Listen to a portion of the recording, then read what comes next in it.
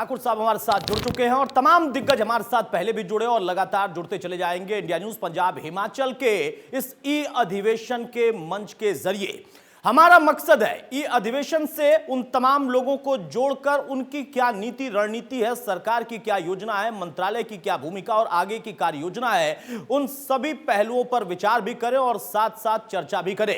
गोविंद सिंह ठाकुर साहब हमारे साथ जुड़ चुके हैं। बहुत स्वागत है गोविंद सिंह ठाकुर साहब आपका इंडिया न्यूज पंजाब और हिमाचल के इस ई अधिवेशन में।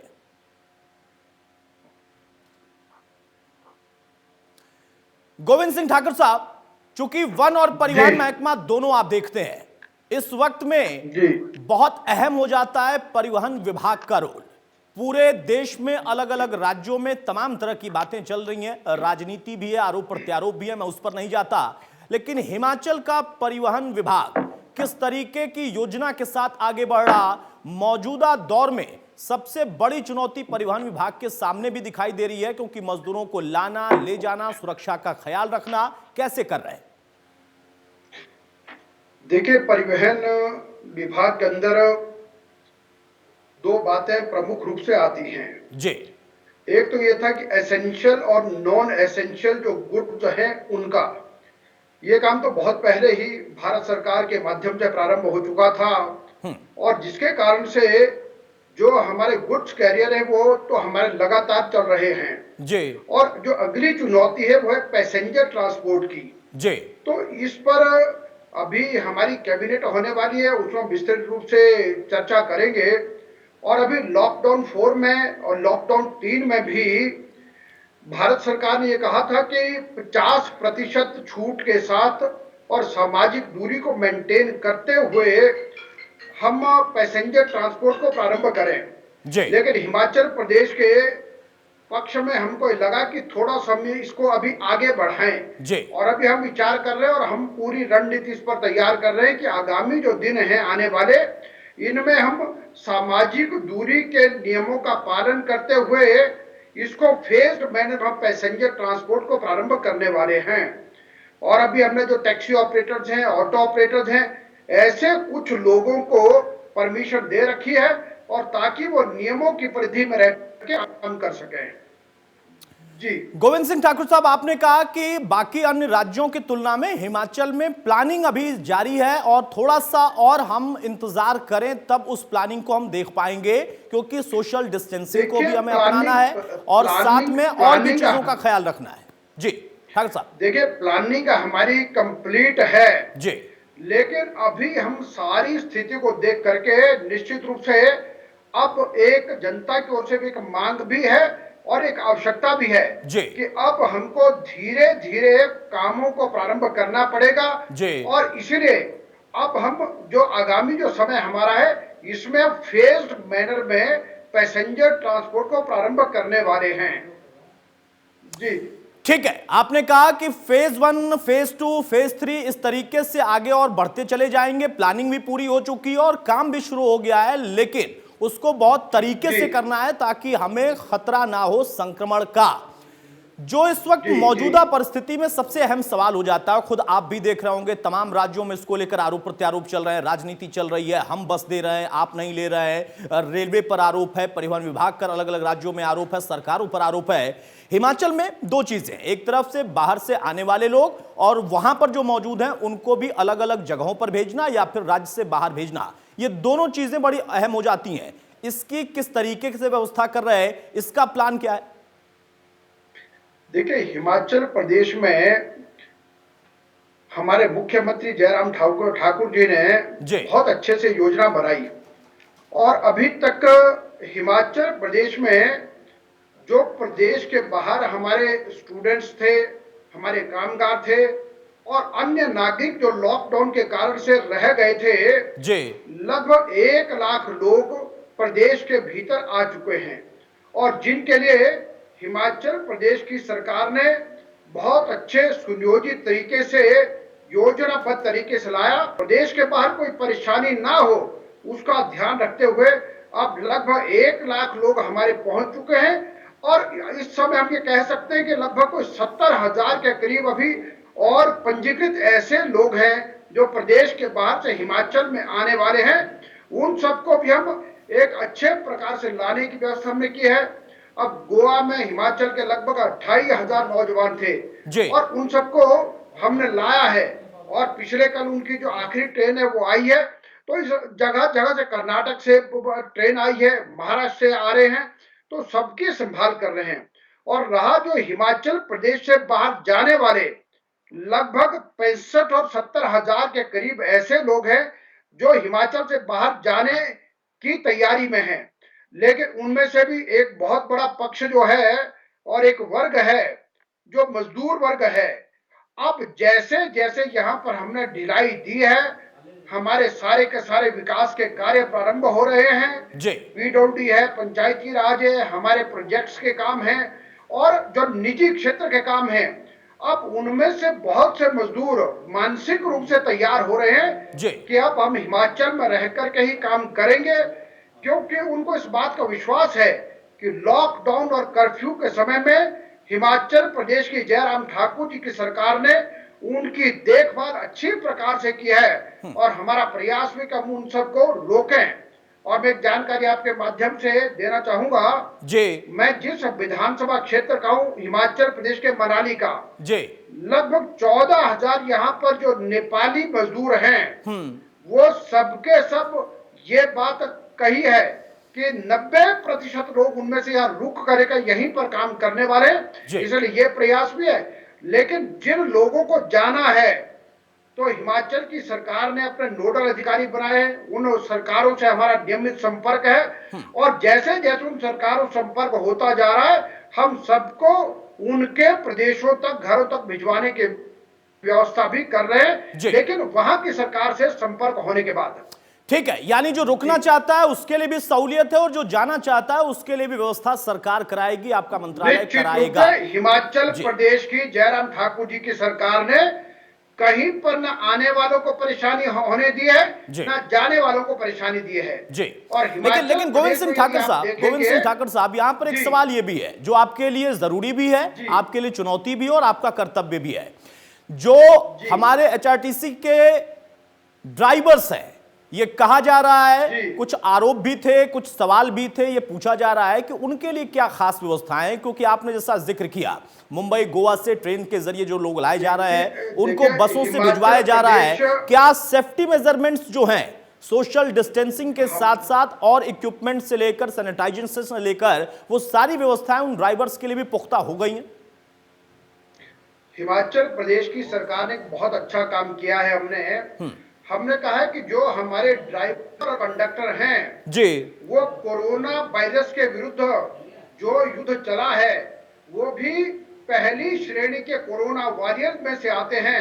और हमने कहा ईश्वर ऐसा करेगा नहीं, यदि कहीं कोई ऐसा हो जाए कि कोई कोरोना संक्रमित हमारे चालक परिचालक होते हैं तो कोरोना वॉरियर की तरह उनको भी हम 50 लाख रुपए तक का बीमा देंगे। और दूसरी बात यह है कि जब भी जो हमारी बसें जो बाहर जा रही है उनका सैनिटाइजेशन हमारा लगा होता है।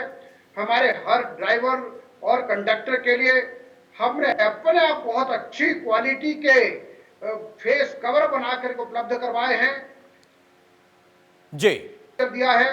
और हमने ये बात भी सुनिश्चित की है कि ड्राइवर कंडक्टर का बाकी लोगों से संपर्क ज्यादा ना हो और इसलिए फ्रंट साइड जो गेट है वो केवल मात्र ड्राइवर कंडक्टर के लिए है।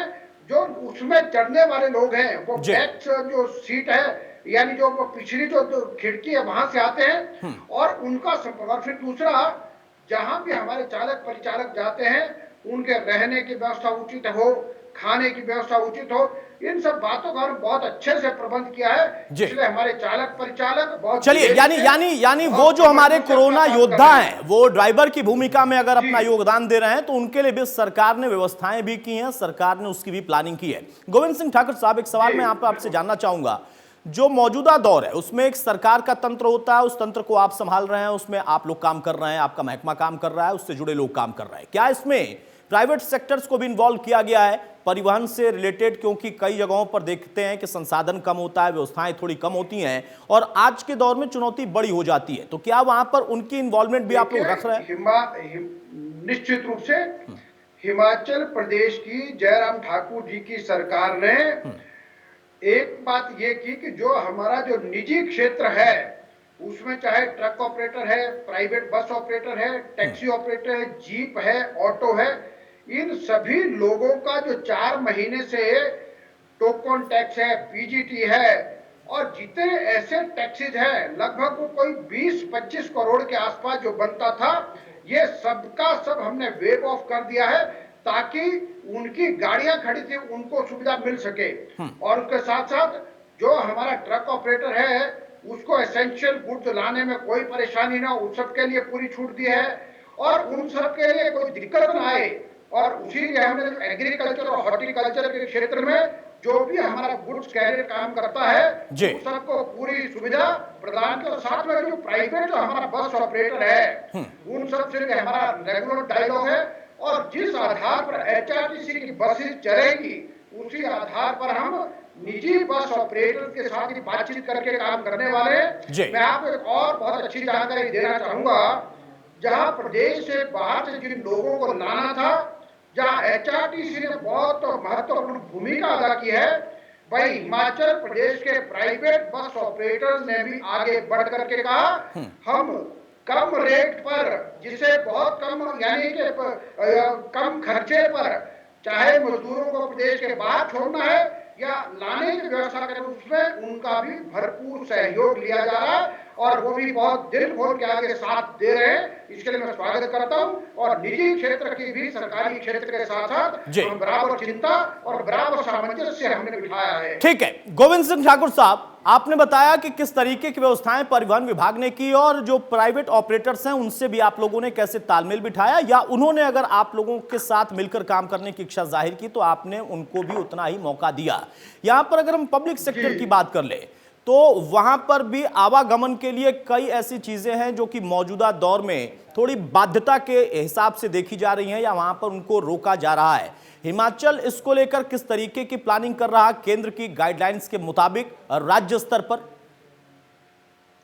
देखिए, हिमाचल प्रदेश में कोई रोकथाम का अभी तक हम ऐसा कोई काम नहीं कर रहे हैं और मैंने जो कहा कि जो आवश्यक चीजें हैं उन सब के लिए हमने इसको यानी खुला साथ दिया है। और अभी हमने जो पैसेंजर ट्रांसपोर्ट के बारे में जो हम विचार कर रहे हैं तो उसमें हमने कहा कि अभी हम अपना विद इन डिस्ट्रिक्ट हम इस ऑपरेशन को प्रारंभ करेंगे और उसके पश्चात बाकी चीजों को देखेंगे, क्योंकि अभी हिमाचल प्रदेश पिछले दिनों में कोरोना फ्री होने जा रहा था, लेकिन जो हिमाचल के लोग बाहर हैं, बाहर रह गए थे, उनका हिमाचल है, उनको लाना हमारी जिम्मेदारी थी और जिसके कारण से हमारे कुछ केसेस अभी बढ़े हैं, तो इसीलिए अभी हमको और अधिक को कुछ सावधानी की भी आवश्यकता है। लेकिन उसमें हमने कहा है कि अब हम कोई बहुत ज्यादा कोई पैनिक भी क्रिएट ना हो और धीरे धीरे कहीं ना कहीं कोरोना के साथ हमको लड़ना है, जीतना है और विशेष तौर पर लोगों को मानसिक रूप से भी तैयार करके मजबूती के साथ हम सब लोग आगे बढ़ रहे हैं। गोविंद सिंह ठाकुर साहब, परिवहन पर हमने लंबी चर्चा की, आपने तमाम अपनी सरकार की अपने अपने मंत्रालय की योजनाएं भी बता दी हैं और साथ में भविष्य में क्या करने वाले हैं और उसकी प्लानिंग क्या है ये भी आपने बताया। एक इसी से जुड़ा और सवाल, फिर मैं वन पर आऊंगा, फॉरेस्ट पर आऊंगा। यहां पर कुछ ऐसे सवाल खड़े किए जा रहे हैं और इसको मैं जरा ले चलता हूं हिमाचल से बाहर की तरफ। चूंकि कई राज्यों में बड़ी जो पार्टियां राष्ट्रीय स्तर की या क्षेत्र पार्टियां वो कहती हैं हम भी योगदान देना चाहते हैं, सरकारें ले नहीं रही हैं, ये एक राजनीतिक आरोप प्रत्यारोप होता है। और आपने देखा उत्तर प्रदेश में 1000 बसों का जिक्र हुआ, कांग्रेस पार्टी ने कहा, प्रियंका गांधी ने कहा, योगी आदित्यनाथ ने उनको चैलेंज किया, फिर उन्होंने बसों का ब्यौरा दिया, उन्होंने स्वीकार कर लिया। क्या इस तरीके का कोई यहां पर भी प्रपोजल आया है जिसकी आप उम्मीद भी कर रहे थे, नहीं आया है, जो कि अपने आप में सवाल खड़े करेगा, या उनकी तरफ से आरोप जो लगाए जा रहे हैं कि हम करना चाह रहे थे सरकार करने नहीं दे रही, क्योंकि सभी तो राजनीति में सेवा भाव से ही हैं? देखिए, जिनको कुछ करना होता वो कहते ही वो काम को करते हैं जी। और इसीलिए यह है कि यदि कोई भी राजनीतिक दल है, चाहे कोई सामाजिक संस्था, कोई भी लगता है, वो केवल मात्र हल्ला करना या केवल मात्र समाचारों में बने रहना वही नहीं, वो वास्तव में करके दिखाते हैं। और जो भी ऐसे कोरोना के संक्रमण काल में जब देश में इतनी आपदा चली है, पूरी दुनिया में चली है, ऐसे में काम करके दिखाते हैं और कोई कहीं पर किसी को रोकने वाला नहीं। अगर कोई कुछ अच्छा करना चाहते हैं उसके लिए स्वागत है, अभिनंदन है, आगे बढ़ करके करें। लेकिन जो कुछ करते नहीं है वो हल्ला जरूर करेंगे, लेकिन करने के लिए कभी किसी को रोक नहीं है। हम कहते आइए आगे बढ़े, साथ मिल करके इस संक्रमण को समाप्त करने में सरकारों का साथ दे। एक पॉजिटिव साथ सबका, और सरकारें उसके लिए तैयार है। और ऐसे आरोप प्रत्यारोप उनका कोई लाभ नहीं होता। जनता समझती है कि हमारे लिए कर कौन रहा है। आज भी अगर देखा जाए, भारत के प्रधानमंत्री ने 20 लाख करोड़ का पैकेज दे करके देश को आत्मनिर्भर भारत बनाने की ओर अग्रसर किया है। और आज भी जितने हमारे मजदूर जा रहे हैं उनको कहा उनके गांव में ही काम मिलना चाहिए। बेरोजगारी के कारण से दिक्कत आ सकती है। मनरेगा जैसी योजना में 40,000 करोड़ रुपए और अतिरिक्त बढ़ा दिया। ऐसे अनेक प्रकार के जो काम कर रहे हैं, इसलिए जो राजनीति का आरोप प्रत्यारोप है उनका कोई मतलब नहीं रहता। ठीक है, नहीं गोविंद सिंह ठाकुर साहब, राजनीति में देखिए आरोप प्रत्यारोप भी होते हैं, सवाल उठते हैं तो जवाब भी मिलता है। जवाब से संतुष्टि कई बार लोगों को मिलती है, कई बार कहते हैं कि नहीं मिली। तो ये सब तो चलता रहा है और चलता रहेगा। लेकिन जो छूट सा गया था वो ये था कि एक दौर था जब हम प्रकृति से जुड़े थे और प्रकृति ही हमें आगे बढ़ाती थी। आज एक बार फिर से हमें प्रकृति ने मौका दिया है। कृत्रिम आपदा में प्रकृति फिर से अपने लिए भी मौका ढूंढ चुकी है और हमें मौका दे रही है। परिवहन, पलायन, उसके लिए क्या क्या करना था आपने बताया। आप वन महकमा भी देखते हैं, जब तक हमारा जीवन जुड़ा हुआ था जंगल से, या हम जंगल के जरिए जुड़कर विकास की रेस में आगे बढ़ रहे थे, तब स्थितियां कुछ और थी। लेकिन हमने विकास करते करते या विकास के रफ्तार में बहते बहते उसको कहीं पीछे छोड़ दिया। आज एक बार फिर से मौका मिला है। उस वन महकमे को कैसे संजोने की योजना आप बना रहे हैं? और यहां दो सवाल आएंगे, एक इंसान का उससे जुड़ाव और साथ साथ वो बेजुबान जो कि आज प्रकृति में बदलाव के जरिए या दिक्कत की वजह से भी जंगल से बाहर आ रहे, उनका भी ख्याल रखना है। देखिए, आपने जो बात की ये बहुत महत्वपूर्ण प्रश्न है। वास्तव में लगता है कि मनुष्य इस बात को भूल गया या मनुष्य इतना अधिक भौतिकवादी हो गया, उसको लगा अपने स्वार्थ के लिए सारी प्रकृति का मैं दोहन नहीं करूं, मैं इसका शोषण करूं। और ये सबके सब कारण कहीं ना कहीं निश्चित रूप से ऐसी सारी आपदाओं के लिए जिम्मेदार ठहराए जा सकते हैं। पिछले दिनों में एक pollution control board Himachal Pradesh की रिपोर्ट थी कि मनाली की जो हवा है वो सबसे अधिक शुद्ध पाई गई है देश में। और जहां तक इससे पहले कहा जाता था इतना गाड़ियों का प्रदूषण होता था जिससे सारा पर्यावरण प्रदूषित होता था। और इसलिए अब पिछले कल एक समाचार पत्र ने लिखा है कि काठमांडू से अब तो माउंट एवरेस्ट की चोटियां भी नजर आती हैं। यानी कितना शुद्ध हुआ है। लेकिन एक बात तो निश्चित रूप से है कि आखिरकार ये सब कठिनाई आई है। ये एक अवसर हम सबके लिए है कि हम ताकि प्रकृति के साथ जुड़ना, और जिस जंगल के बिना हमारा जीवन नहीं, सारे जितना प्राणी जगत है किसी का नहीं, तो उसको संजोए रखने में हम सब लोगों को साथ करना है। और देखिए, मैंने तो ये देखा है कि आज हिमाचल प्रदेश में इस सारे संक्रमण काल में, चाहे वो स्नो लेपर्ड है, चाहे मोनाल है, ऐसे अनेक प्रकार के, चाहे वो पशु प्रवृत्ति के हैं, चाहे पक्षी है, सबके सब कितने खुले में और आनंद से झूम रहे हैं। सब बारे सब हरियाली हो गई है, पर्यावरण शुद्ध हो गया। और अब हिमाचल प्रदेश के अंदर हमारे सामने जो एक बड़ी चुनौती जिसको हमने स्वीकार किया है कि हमने कहा है कि हमारा जो फॉरेस्ट कवर है जो लगभग 27% का है, मैक्सिमम कैपेसिटी हमारी इसको 37% तक करने की है। अब इस सारे काम में हम उस दिशा में और तेज गति से बढ़ेंगे और अपना फॉरेस्ट कवर भी बढ़ाएंगे और हिमाचल के पर्यावरण को और अधिक शुद्ध करेंगे। और प्रकृति, मानव और जितने वन्य प्राणी हैं, सबके तालमेल के साथ इस सृष्टि की रक्षा करने की जिम्मेदारी हम पर आई है। एक बहुत महत्वपूर्ण सवाल ये हो जाता है गोविंद सिंह ठाकुर साहब, जो आपने भी जिक्र किया कि वहां के जो तमाम जंगली जीव हैं, वो अलग अलग प्रजाति के हैं, अलग अलग उनकी रिक्वायरमेंट्स होती हैं भोजन के हिसाब से, कुछ शाकाहारी कुछ मांसाहारी। वहां पर जो अभी मौका है, इसी मौके को अवसर में तब्दील कर कर इंसान के लिए व्यवस्था कराते हुए जंगलों में, जिसका आपने जिक्र किया कि एक बड़ा प्रतिशत है हिमाचल में, ना सिर्फ उस संपदा को और हम बढ़ा दें बल्कि फलीय जीवन उस जंगल में, ताकि उन तमाम जीवों के लिए उपलब्धता वहीं हो। क्या इसको लेकर भी योजनाएं हैं? क्योंकि ये सब चीजें हुआ करती थी, हम पढ़ा करते थे और प्रकृति ने हमें देकर भेजा था, हमने खत्म किया। निश्चित रूप से उस स्तर पर हमारी योजना भी चाहिए और वास्तव में हम उस क्षेत्र में काम भी हमारे प्रारंभ हुए हैं जी, और वो सब काम हमारे बढ़ रहे हैं। और वैसे भी जो गत 3-4 वर्षों की रिपोर्ट है, हिमाचल प्रदेश का फॉरेस्ट कवर बहुत तेज गति से बढ़ रहा है और अब हमको और अधिक यानी छलांग मारने की आवश्यकता है, और जिसको हम लोग छलांग लगाएंगे भी और अपने प्रदेश को हरा भरा करने में हम और अधिक काम करेंगे।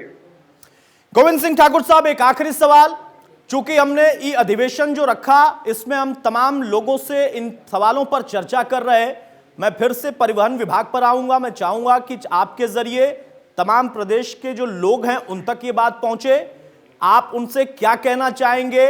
क्योंकि कई लोगों के मन में संशय है, कई लोगों के मन में कुछ लोग संशय पैदा करते हैं। लॉकडाउन 4 के पीरियड में भी परिवहन मंत्री क्या कहेंगे प्रदेश के उन लोगों से जो कि यहां पर हैं, बाहर जाना चाहते हैं, जो फंसे हुए हैं, अपने विभाग के लोगों से और अन्य प्रदेशों से यहां आने वाले लोगों से भी? गोविंद सिंह ठाकुर साहब, देखिए, पहला प्रश्न तो ये है, पहला तो मैं ये कहूंगा जी कि हिमाचल प्रदेश हर तरह से सुरक्षित है, सुलभ है और ये पर्यटन प्रदेश है, फल प्रदेश है। यहाँ पर 5 नदियां हैं और यहाँ पर सब आ सकते हैं और सबका स्वागत है। और जो हमारे अपने बाहर हैं उन सबको हम ये कहते हैं वो निश्चित रहें, उनको क्रमबद्ध तरीके से हम घर तक पहुंचाने के लिए जयराम ठाकुर जी की सरकार ने कदम बढ़ाया है और सबको लाया जा रहा है, किसी को कहीं पर परेशानी। चलिए, यानी कोई परेशानी किसी को नहीं होगी। और गोविंद सिंह ठाकुर साहब, आप कह रहे हैं कि पर्यटन प्रदेश में परिवहन महकमा पूरी तरह से तैयार है, पलायन ना हो इसके लिए भी, और अगर किसी को आवागमन करना है तो इसके लिए भी। बहुत बहुत शुक्रिया हमारे साथ जुड़ने के लिए।